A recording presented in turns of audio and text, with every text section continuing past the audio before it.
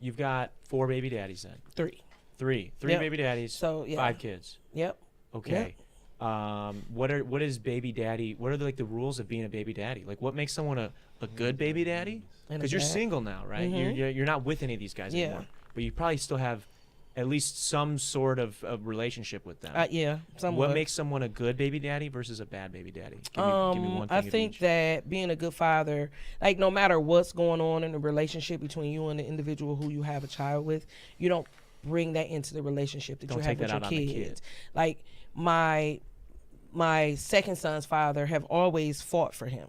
Like, you know, it started off with anger because I got back with my other kid's father, but ultimately he was right to still, like, no matter how he felt about me, still try to be around his kid and talk. Like, Carson started flying out to California to see his dad when he was 3. Damn. And his dad was here the entire time I was pregnant with Governor, like helping with Karsten. Like, he's a good dad. That make, like, when you, like, he wasn't doing it just to help me out. He was doing it because he knew it was a lot of things I wasn't going to be able to do with Karsten. Yeah. And he was like, you know, I'm going to stay until your baby is however old or whatever. Yeah. And he did. And then, like, I started sending him out to California when he was 3. I think the first time Karsten went to California as an unaccompanied minor, he was 4. Damn. And his dad would come up to Milwaukee to see him. I would fly him out there to see his dad. Like, you know, we just would co-parent very well. Yeah. And no matter how we felt about each other, it wasn't about us. It was about our son. Yeah. But with my other kids' fathers, like, Courtney just wasn't a good dad. He just wasn't. He was selfish, and His name is Courtney? Courtney is the one who I was with. I was with him for like 6-7 years. Oh, wow. And that's where Governor and Cortland's dad. And he was super selfish. Like, and like I would call, like I didn't call to ask for a lot of shit when it came down to my kids. I would call and say, can Cortland get the pack of Pampers? Yeah. And he'd say he was bringing them, never brought them. I ended up having to get them my fucking self. And eventually it made me to stop asking. Yeah. So it made me, like, when we did get back together and he was doing so much better as a father and I got pregnant with Governor, he vanished on me when I was 3 months pregnant with Governor, and that was it. I didn't give a fuck. I changed my number. I moved. I was like, I don't give a fuck what this motherfucker does from here on out. He can call and talk to his kid whenever he wants to talk to him, but this is over. Like, I ain't dealing with this bullshit no more. Yeah, I guess so. You'd say if you had to like boil it down, it would be being there for your kids and not taking out whatever is going on with the relationship on the kids. That would make you a good baby daddy. Just because we are not, like, and we did not get along. Like, you could call and talk to your child whenever the fuck you want to.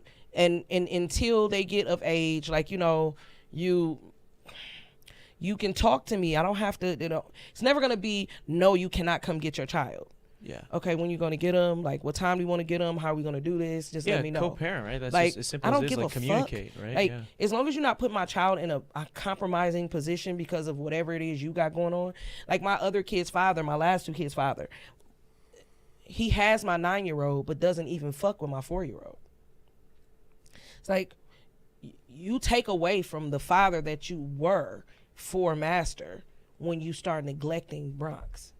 Like, you're mad about the fact that I didn't want to fuck you no more and you got married and you were having kids. Like, our oldest child, he's married to a woman. Master and his sister, they're 7 months apart. Okay. Master and the first child he had with his now wife. With the other chick. Yes, are 7 months apart. So he got you pregnant and got another chick pregnant within 7 months. Yeah. Whoa. So, and then I was having miscarriages by him. And in between the miscarriages, he was having babies with her. And I didn't know it. He was lying about it. And, like, down to the fact that... When you find out about that, what is your initial reaction? That's got to be visceral, I imagine. It is horrible. Like, first of all, I dropped this motherfucker off at the hospital when the first baby was born. I dropped him off. We slept together. And then I dropped him off at the hospital. He told me that his friend had a car accident, and that's why he was going to the hospital. You drove him to go be with his chick while she had a baby, and he told you it was his friend. Jesus. Yeah. And then, like, one of the babies he has one son with her. And at that time, I was pregnant. I had a miscarriage. She had the baby. Every time she was pregnant, I was pregnant. Yeah. And I had miscarriages and she had her babies. He even named one of her kids the name that our baby was supposed to have that I lost. That's foul. It is. That's why I say he's done everything a man could do wrong to a woman. So that was the one you referred to as the devil. Yeah. And then that's a piece of shit. The last kid they have together, I found out about while I was pregnant with our last kid together. And I'm like, you know what? This motherfucker is sick. And I'm sick of him. Like, I don't give a fuck what you do, dog. You can be in your child's life. Like, I don't give a fuck about none of that. I just don't want to deal with you no more. Do you ever have them pull out? Yeah. But actually, you know what? I was on birth control twice. This dude don't know how to pull out, bro. I had 2 kids on birth control. Pissed as shit. All right, yeah. Now, with Master... I still pull out. She on birth control. I'm still pulling out. Man, listen. I got my tubes tied because I was like, you know what? This is never going to work out for me. I'm done. I'm not doing this shit no more. Fuck you. Yeah. Fuck you. Give me a hysterectomy. I asked for one. And they wouldn't do it. Wow. And I'm like, I don't want this no more. Like, I thought I was done after I had my 3rd son. When I got pregnant with Master, I actually thought that I was in early stages of menopause. Yeah. I did not know I was pregnant. And then I had Master, and I had so many miscarriages, I planned on getting my tubes tied. And then I got hit by a car. And I couldn't walk for a while, and like, he was sick. He was sick. Even I think about things like when I got hit, and he was still trying to have sex with me, and I was on a walker. And I'm like, I can't walk, motherfucker. What you want me to do? The fuck? I can't even bend my fucking legs. This guy sounds like a freak, man. And I'm like, dude, you're annoying as fuck. Yeah. But he had my son at the time. Like, he said I called him a bitch. I didn't. I said, I feel you can't call him a bitch. I didn't call him a bitch. What I said was, look at you're dancing around calling him a bitch. I was a bitch. Yeah, I was, and I was trying to be respectful, but I told him, I was like, I feel like the baby daddy and you're the baby mama. Why do I have to fuck you to see my son?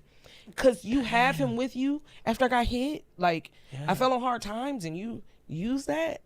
Like, that's how I got pregnant with Bronx. And I was just like, when it happened, I was like, oh my God, I'm going to be pregnant. I know I am. So you came to see your other kid? No, he would not bring him. Unless that's what was going on. Yes. Wow. So that particular time, I told him, I said, I'm going to be fucking pregnant. Because he didn't pull out. He didn't. And it was so spontaneous. It was like, almost like, and this sounds so bad, hurry up, get it out of the way so we can get this shit over with. Like, fuck. Yeah. You can leave me alone. But then when I found out I was pregnant, I was like, this motherfucker, I hate his guts. Yeah. Like, I'm pregnant. And this is some bullshit. I thought I was going to have a miscarriage. His shooting percentage is crazy, though, if you think about it. Like, how many times...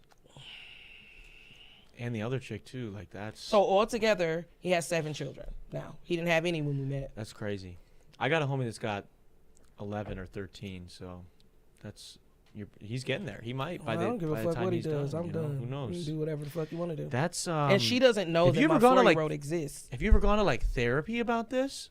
About which thing? I think you need just some untangling of all this. Is craziness. I think like you are a very, like, when you present yourself, like we work together, you're professional at work, like you do your job, like you're very this chill attitude, how you jokingly said, like, about your kids, like I don't give a fuck until I have to give a fuck, right? Like you're very laid back. There's some stuff going on behind that we gotta unpack, dude, because that's some bullshit that you had to be put through that. Yeah, and I mean it. It is. It's some shit, and I mean, I just don't let it consume me anymore because it used to consume me, and I'm like, fuck all this shit. How did you do that? How did you arrive at that? Were you just tired? You're just like, I'm just tired of it, or what was the? Yeah. It was just you just beat. It's just down. like okay. Could I keep giving a fuck about this shit and keep letting it worry me and stress me? I could. Yeah. But what is that going to change the situation? I've taken my responsibility for my actions involving all of this shit. Like, I shouldn't have kept tolerating shit. I should have left shit a long time ago. Like, I should have stopped making these bad decisions in men, relationships, all of that shit. And I'm like, do I keep going? No, I don't keep going because I can't take this shit no more. Somebody's going to die. If I keep dealing with this shit, somebody's going to fucking die. Yeah. And I'm like, probably not going to be me. Because I'm the person that's sitting back tolerating all the bullshit and I'm letting the shit happen to myself. And I'm like, why the fuck am I doing this dumbass shit? Let me just stop. Yeah. Let me just stop, take a seat back and look at the situation. But, I mean, I already knew how this shit was going to turn out. And I think a lot of the background of me, like, dealing with the shit the way that I was. Yeah. Like, I was trying to do it. It sounds so stupid even saying it out loud, but that's where my mind was. Like, if I give him a little bit of attention, maybe he'll be around for his kids. Like if I just let him have a conversation with me and talk to me, I can get more attention from my children. Like he'll be okay. But that never happened. Yeah. It never happened. So that puts you in a hard spot, dude. Yeah. You know? But I mean, eventually you're just like, you know what? I don't know if it would be the best having him as a father. He would do that shit to you in the first place. So how about you do that and I do this? Like, yeah, that's not necessarily someone you want to be a role model to a kid, potentially. Yeah. So that makes sense, dude. That's and eventually that's gonna be fucked up for him. His other kid's gonna find out, like, dude, like he's a wonderful father to his other kids, but he's not to my one child. And that'll fuck up both kids doing that, because it'll fuck up, like, the one will be like, well, why? Like, they'll find out, like, oh, my dad is a piece of shit. Like, he's a villain to all these other people. And you have daughters too. Your daughters are gonna look at you like, crazy. Dude, why the fuck would you do that? And then the other kids, they get that he's not like that. The kind of stuff that can do to a kid is like they internalize, like, why am I not good enough for my dad to be around? And it has nothing to do with them. It's not their fault at all. And it's I hope that they know that, but like that's what's scary about it, is that, like, a lot of guys like to blame women and say, well, your mom was this and your mom was that. I wish any of them would. Like, your mom was here.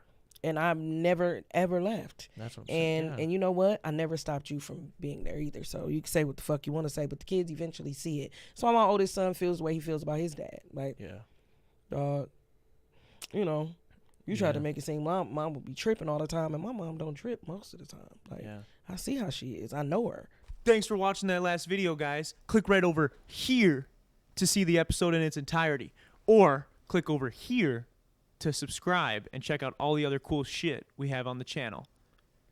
What are you going to do? What are you going to do? Do it.